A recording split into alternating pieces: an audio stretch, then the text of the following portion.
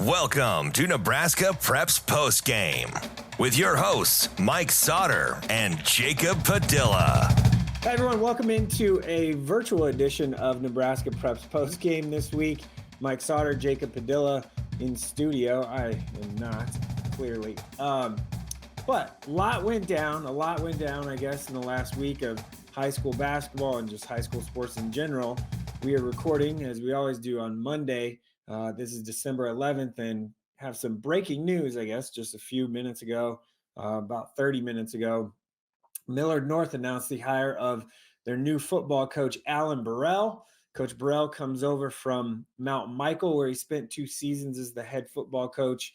Prior to that, he was at Creighton Prep for a handful of years. And before that, he was spent some time with Coach Petito at Millard North. So he's very familiar with the building in Millard North, etc. So he will bring a different energy, I guess, and a totally different playing style to Millard North. They will throw it around. They will spread it out. They will be more aggressive on offense, something that Millard North has not seen for a long time. So actually talked to Coach Burrell. You can find more on from him and what he his thoughts are on the job, and he credits Coach Petito for a lot of his success.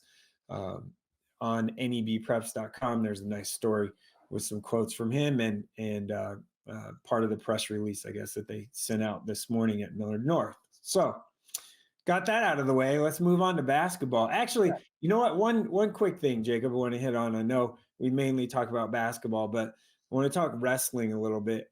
Big news. Cade Ziola from Omaha. Yeah. He is the first ever Nebraskan to win the Ironman tournament, an individual championship at the Ironman tournament. It is the one of, if not the most prestigious high school wrestling tournaments in the country. The Nebraska commit, I guess, dominated his competition throughout every match. It wasn't really close. So first ever Nebraskan to win the Ironman, which is quite a feat. So wanted to give that shout out to him real quick before we move on to basketball. Yeah, big commitment for Coach Manning there, keeping him home. That happened recently. So, yeah, pretty good stretch for him in his college and then going and winning that tournament. So, yeah, it's good. We will have him on Mike Chuck, our wrestling podcast. We will have him on. We're actually going to record something later today. So look for the first episode of Mike Chuck for this season coming up with Cade Ziola. So that'll be fun. Yeah, all kinds of plugs today start off the show, but some good topics to get out of the way first. Now on to hoops, because, man, it was a wild one. You were unfortunately stuck at home watching via the streams, but good news is you got to see a lot of this stuff. So in Class A, we'll start there. Teams ranked 1, 2, 4, 8, and 10 in our Coaches Bowl all took losses last week. The ones in the top 5 are the most notable there because the 8 and 10 also lost to other ranked teams. But it was a wild week, and we knew it would be. We talked about how big these matchups were early in the season, and now kind of the schedule lightens up as we move into this week. But I think we have to start off with the new number 1, Millard North, improves to 4-0 with an 85-74 win at Bellevue West on Thursday. And the story there was a 16-2 run in the fourth quarter from Millard North. And the other story there was Derek Rollins. Yeah. He was an absolute monster.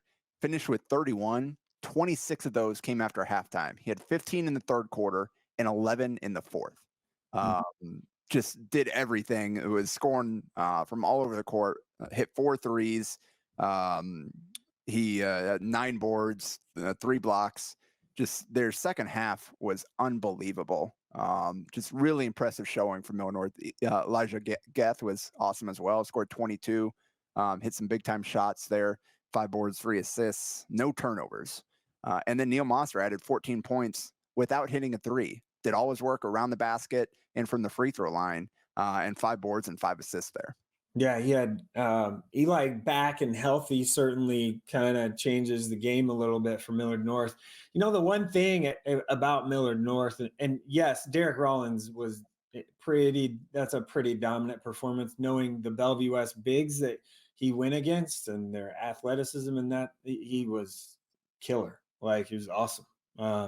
So maybe, well, I don't even know if I go with the best performance of the week, but it was pretty good. We'll get to more of that. But Eli coming back and missed some time, missed the first game of the year, and now he's back healthy, certainly helps.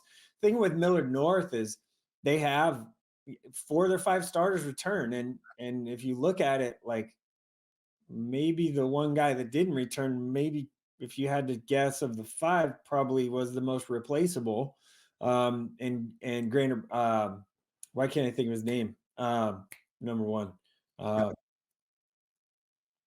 You got it, Jacob. I know you got Urbanic?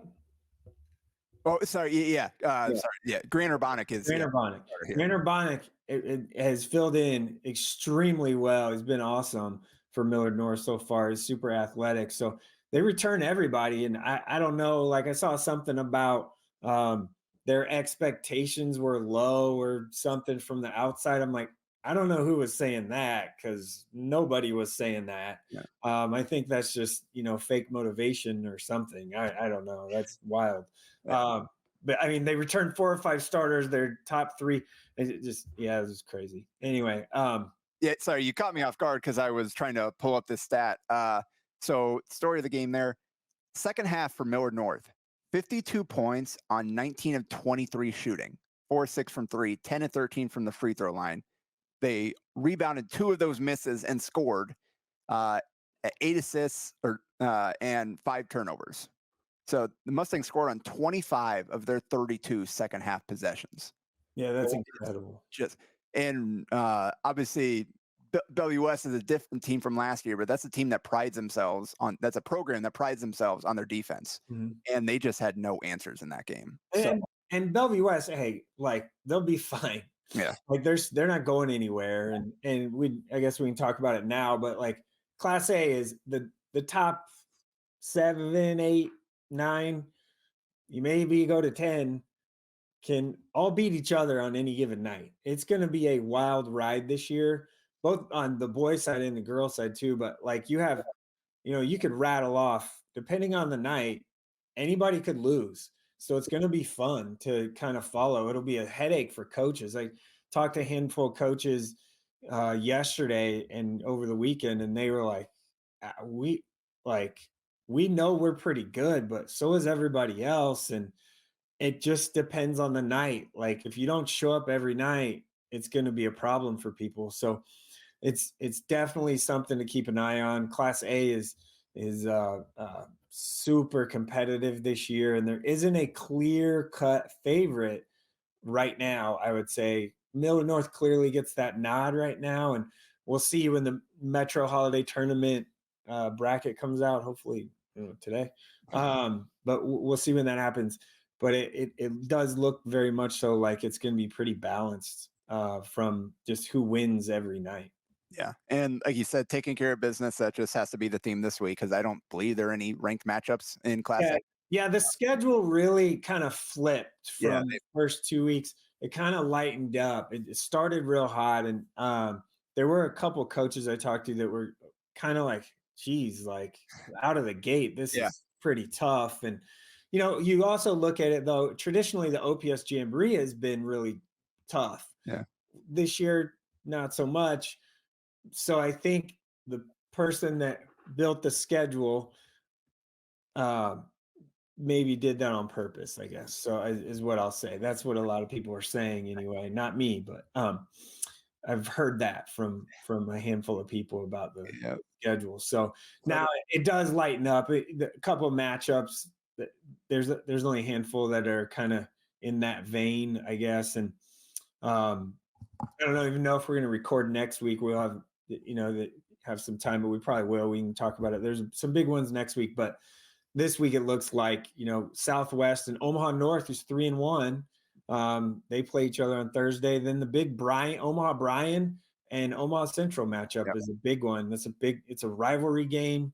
If you look, traditionally, I guess, if you will, when Coach Gully was playing and all those guys, it was they had some pretty good games against each other. So that one at Central should be a pretty packed environment.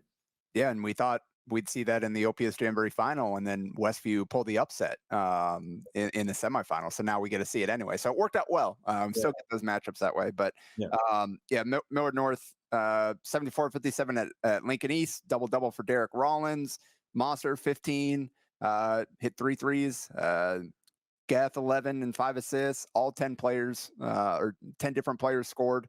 So like you said, taking care of business. That's what they did in the second game. Omaha Westside, the other one that pulled off, three of them, I guess, pulled off. We'll talk about the next one here in a minute. But Westside 77-74 against Gretna on Friday, and it was an unbelievable game. That game was fantastic. I watched the whole thing. It was like a basketball person's dream. It wasn't shootout. Yeah, and not a lot of fouling, kids making big shots. Pace was fantastic. It was awesome to watch. I mean, it was awesome.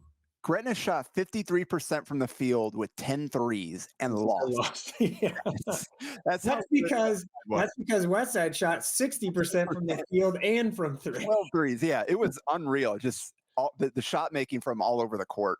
And I mean, Gretna got 49 from their two senior guards, and Landon Pekorski and Alex Wilcoxon. But in the end, Westside just had a little bit more balance. They had 4 starters in double figures.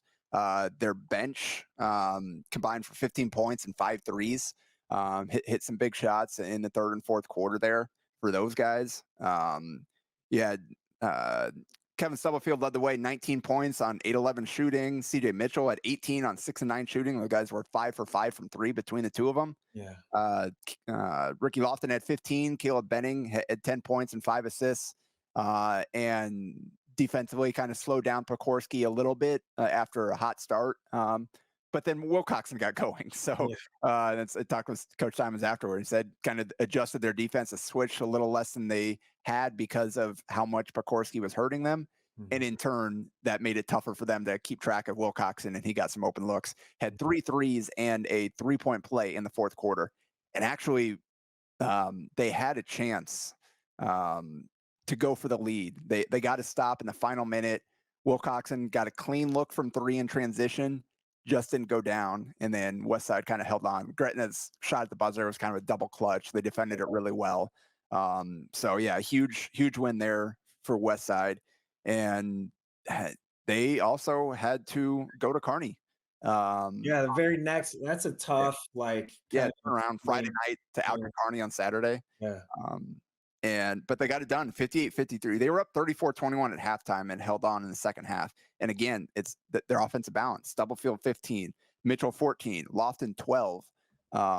And defensively, they did a good enough job on everybody not named Ben Johnson to get the win. Johnson had 31 in that game. But his second half was awesome. I watched the whole game. His second half, he started slow, but man, he got it going in the second half. Ben Johnson did.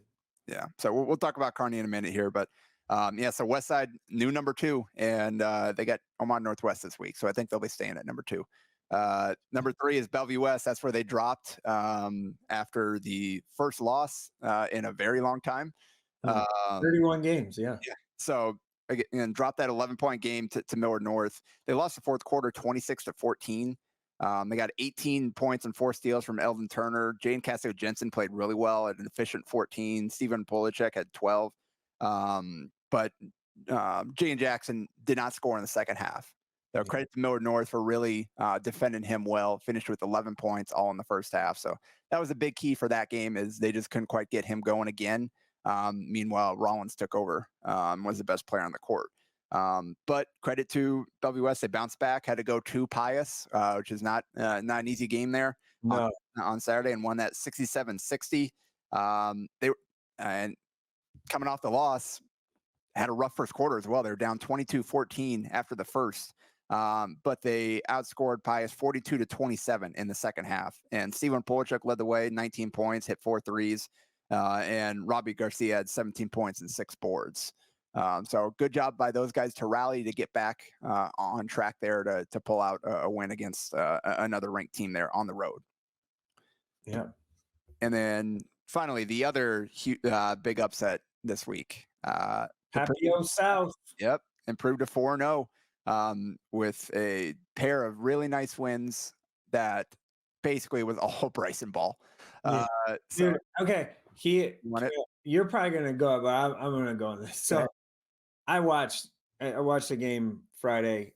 He was tremendous. I mean, deep threes, 7-14 from 3 in that game against Prep in that win. The Prep game and the Prep Papio South game and the Gretna Westside game were basically opposites. Kind of slow and methodical and didn't hit a lot of shots early and stuff. Is like, as far as pace of play, it just wasn't there. But Bryson Ball is averaging in 4 games 27.8 points, 11.3 rebounds. He's shooting 49% from 3 and 51% from just overall field goals. That is insane. And 2 assists, 2 steals, 2 blocks. Yeah. 2 games last week, 68 points, 14 to 25 from 3, 30 rebounds, and 4 blocks. And it wasn't like he wasn't playing bad teams. He played, the first one against Creighton Prep, second one against Lincoln North Star, who's shorthanded right now, and they're young, but they've got some good players. So it wasn't like he was just doing this against nobodies. North Star was beating them at halftime. Thoroughly dominant performance. So starting with that Prep game, a 18-11 first quarter, and then they just held on the rest of the way. And mentioned Ball had 33 points, 15 boards.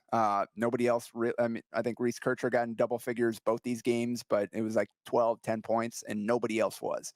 It really was Ball almost entirely there.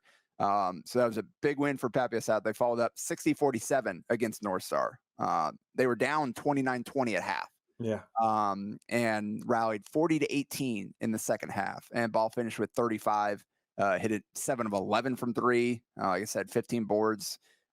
Just an unreal performance by that guy over this last week. Yeah, it started in the summer. He gained a lot of confidence playing against some really good opponents and had some big games, and now he's just backing it up. I mean, he's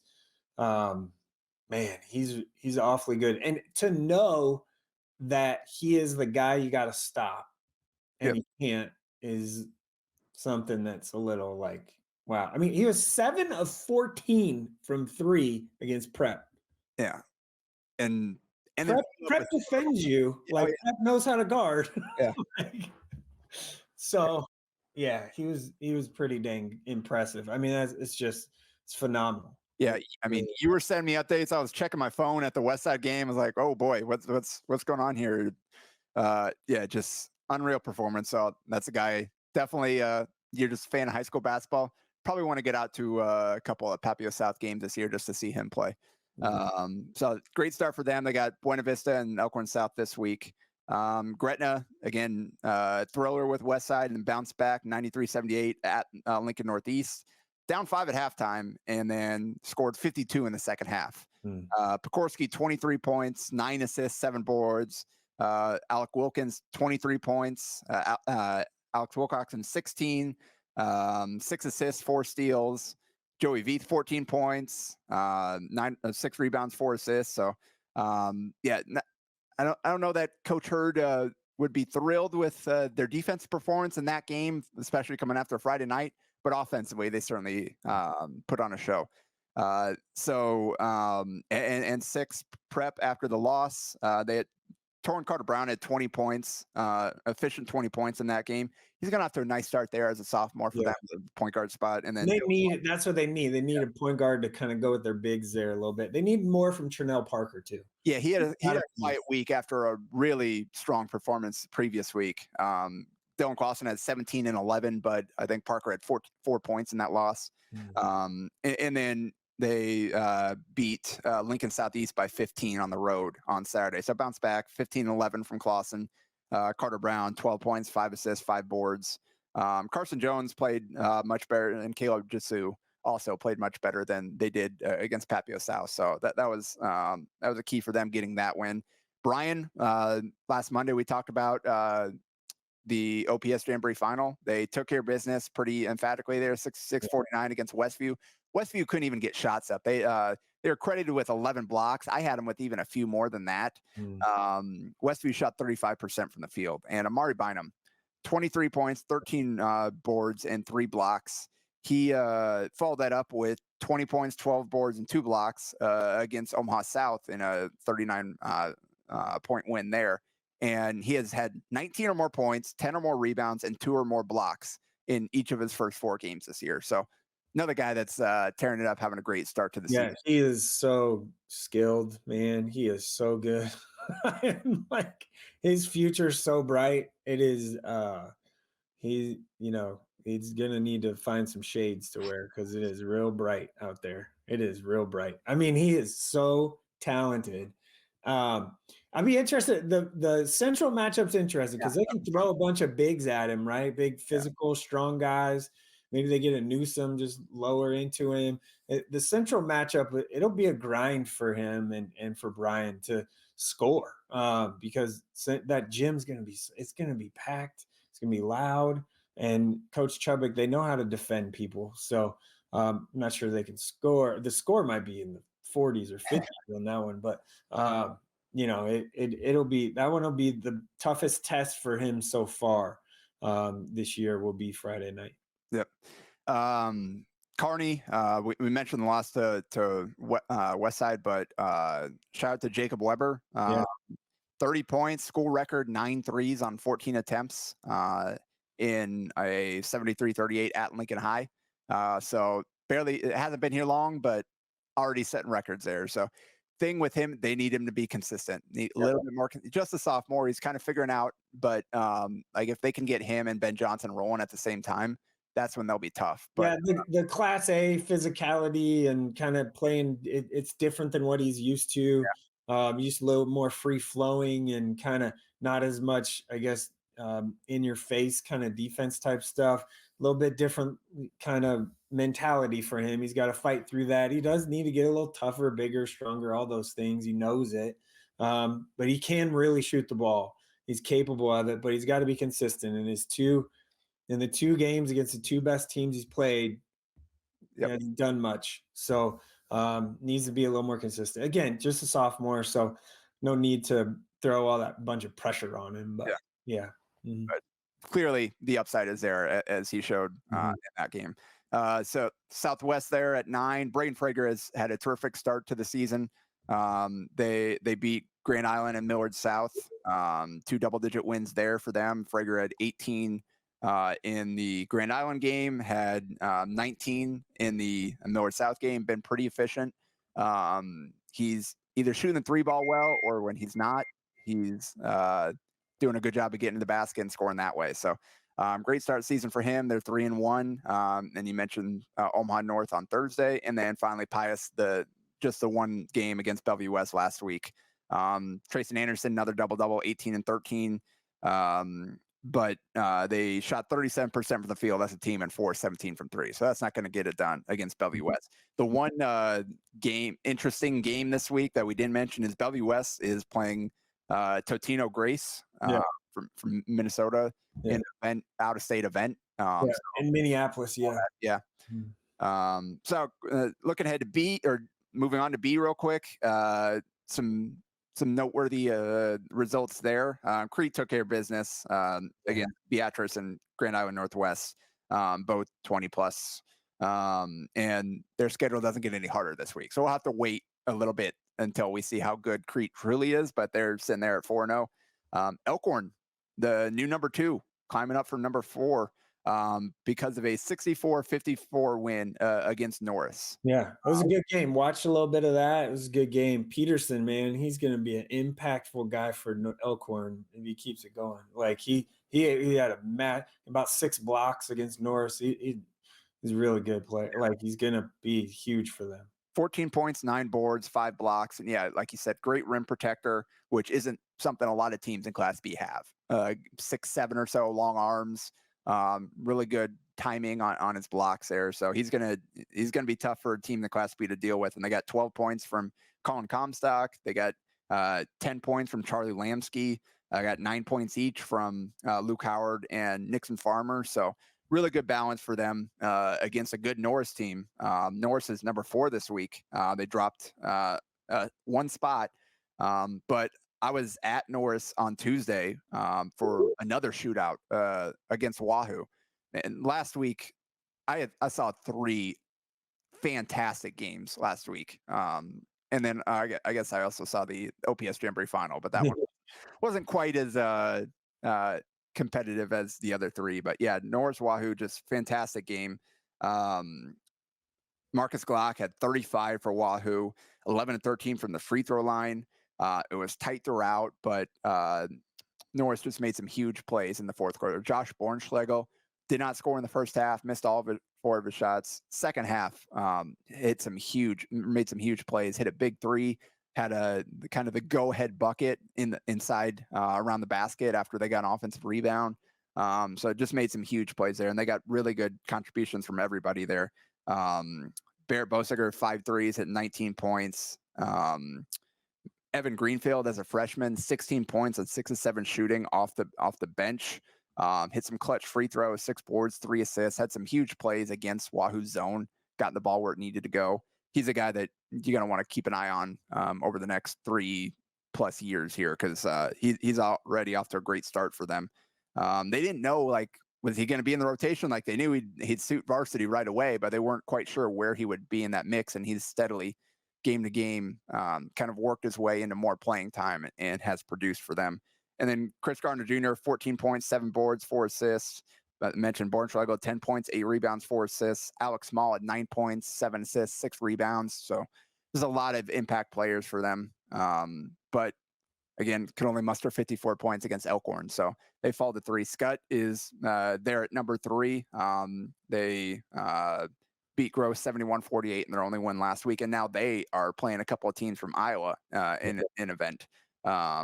Tyson Event Center in Sioux City. They have to go up. No one wants to play Scott in Class B for some reason. Yep. They have to go find games everywhere else because everyone's scared of them or something. I don't know what's going on, but yeah, they're in Sioux City all week. They get South Sioux City on Tuesday, and then they've got the Grandview Christian and MLC Floyd Valley from Iowa in that event over the weekend. So it's crazy. Like, get over yourself, Class B people. Just like, that's just my. I could soapbox for a little bit, but I'm not gonna.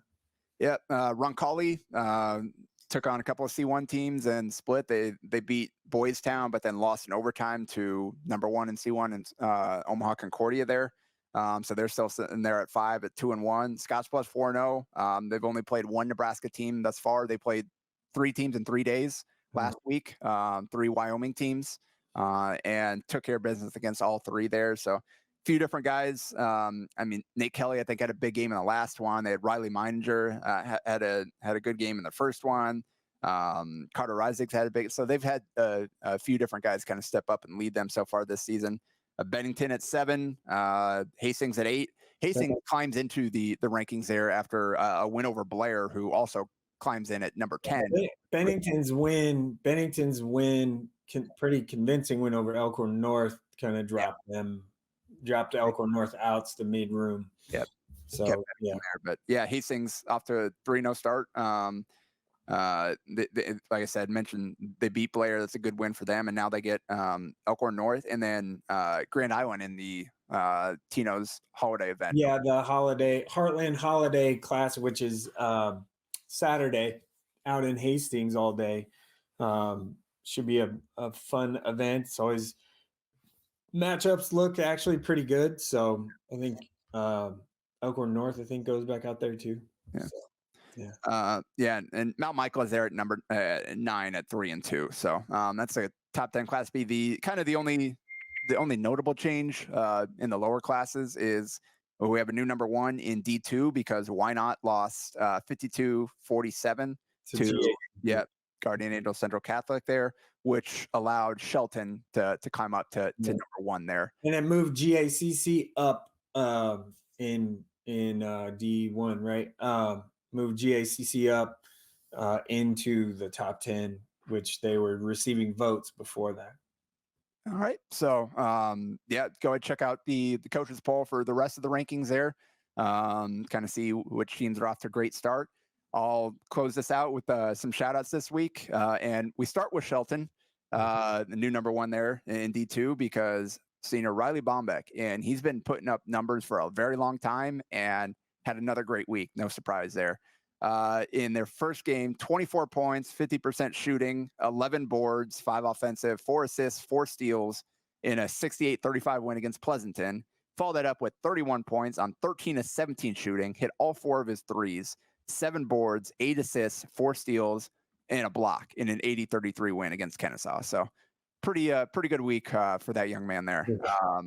Ralston Jr., Deacon Courtney, had 34 points on 14 of 18 shooting, hit a 3, 5 of 8 from the line, 17 rebounds, including 5 offensive, 5 assists, a steal, and 3 blocks in a 16-point win against Nebraska City to get the Rams their first win of the season.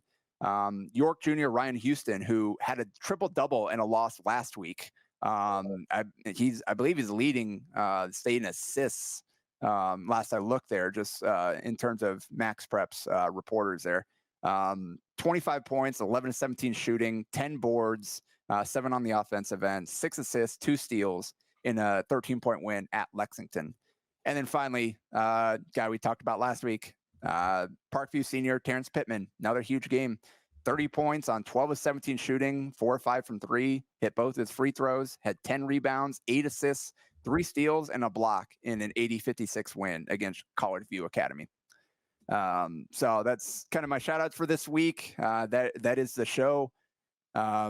We mentioned not a whole lot, at least locally, like a lot of the best games are kind of out of state, or like you mentioned, the event, Tino's event out in Grand Island Saturday. I am heading to Tampa. You're out.